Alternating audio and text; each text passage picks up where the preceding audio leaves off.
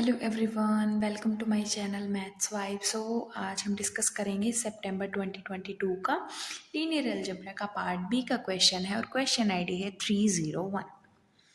Late A be a 5 cross 5 matrix, B an invertible matrix over a field F. Suppose that the characteristic polynomial of A and A inverse are the same.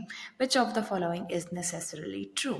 हमें एक 5 cross 5 की invertible matrix A given है और ये बोला गया है कि जो ए की कैरेक्टरिस्टिक पॉलिनोमियल है और ए इनवर्स की कैरेक्टरिस्टिक पॉलिनोमियल है वो दोनों हमारी सेम है। सो हमें बताना है कि इन चार ऑप्शंस में से कौन सा हमारा नेसेसरली ट्रू होगा। फर्स्ट है determinant of A square is 1, second determinant of A raise to the power 5 is 1, trace of a square is 1 and trace of a raised to power 5 is 1।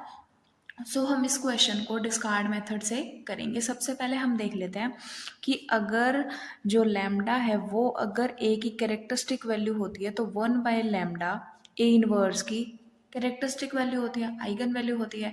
इस case में बोला गया कि जो ए की characteristic polynomial है वो हमारी ए इनवर्स की भी कैरेक्टरिस्टिक पॉलिनोमियल है, तो ऑब्वियस सी बात है कि जो रूट्स होंगे वो भी तो इक्वल होंगे।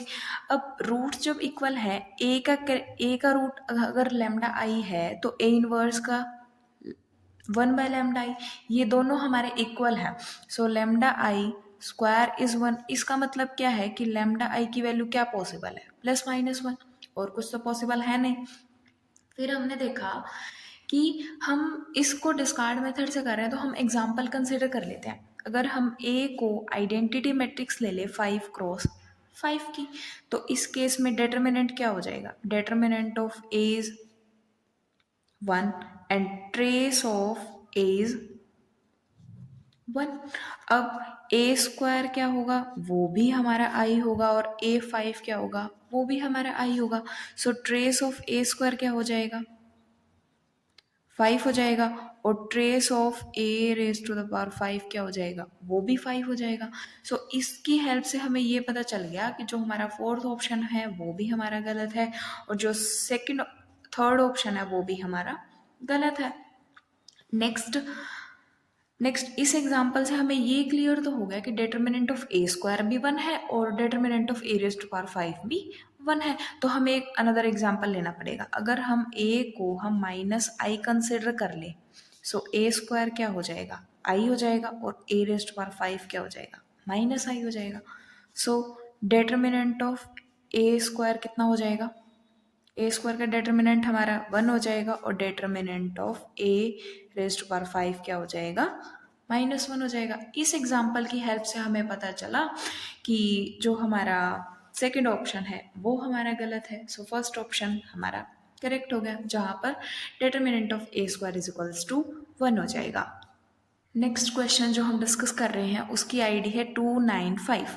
Late us define a sequence an। हमें एक सीक्वेंस दी गई है of a real number to be Fibonacci sequence. Fibonacci sequence दी गई है if an is equals to an-1 plus an-2 for n greater than equals to 3।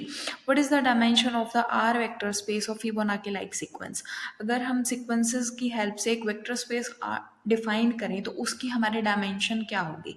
अब ये हमें पता है कि an is equals to an-1 plus an है an-2, an is equals to an-1 plus an-2, n greater than equals to 3।